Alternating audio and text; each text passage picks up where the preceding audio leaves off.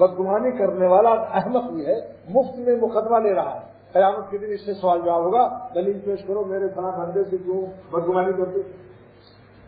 اب دیکھو یہ نہیں کتب خانہ دوا خانہ، یہ میری ملکیت ہے، یہ نہیں کرایہ نہیں ہے اس کا.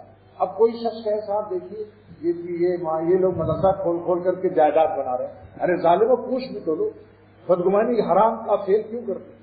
میرا مکان 4 لاکھ کا بچا، آج وہ میں منہ سے نکل آیا، وہ مکان میرا 4 لاکھ کا بکا.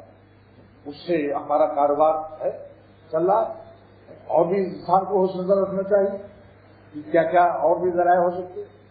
تو اس وقت میں نے اخبار میں دیا اس کو بیچنے کے لیے، لیکن اخبار کا دینا میرے لیے مفید نہیں ہوا. لیا میرے خاص دوست نے جن کا پورا خاندان مجھ سے بیٹھ ہے، ڈاکٹر حافظ Ayub MBBS MRCP heart specialist, انہوں نے خریدا اور انہوں نے یہاں دکان ملی. انشاءاللہ دسمبر میں وہ آ جائیں گے. ایک وقت مطلب ان کا یہاں بھی ہوگا، اتنا قابل ڈاکٹر. ہاں انہوں نے قرآن 5 وقت کی نماز کی. اللہ کا شکر ہے کہ وہ قریب ہی انہوں نے دکان لی اس بلڈنگ میں. تو میں نے اخبار میں جب کیا تو ایک صاحب نے ٹیلی فون کیا مجھے کہ آپ کا حدود اربع کیا ہے. تو میں نے کہا مسجد قریب ہے.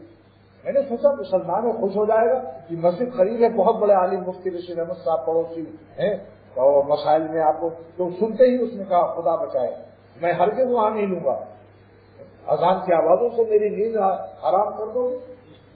جناب یہ ہے، یہ پاکستان ہے اور یہ مسلمان ہے.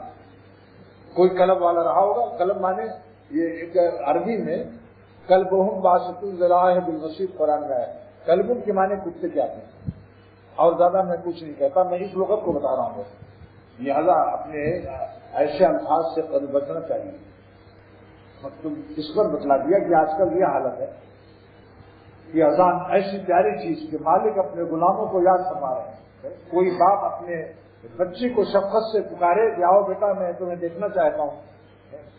کوئی ماں کہے 5 مرتبہ دفتر سے آ جایا کرو بیٹا، بغیر تمہارے میرا دل تڑپتا رہتا ہے، تم دن میں 5 دفعے آ کر مجھے دکھا جایا کرو، کرایہ مجھ سے لے لو. تو کوئی بیٹا ایسا نالائق ہوگا جو کہے گا میری ماں ظالم ہے کہ 5 وقت بلاتی، کہے گا بلکہ اپنے دفتر میں کہے گا میری ماں کو دیکھو کتنی شفقت اس کو ہے کہ 5 وقت بلاتی. اللہ تعالیٰ ہمیں 5 وقت اپنے گھر میں بلاتے ہیں، ہم اسے سمجھتے ہیں کہ جرمانہ کرتے ہیں.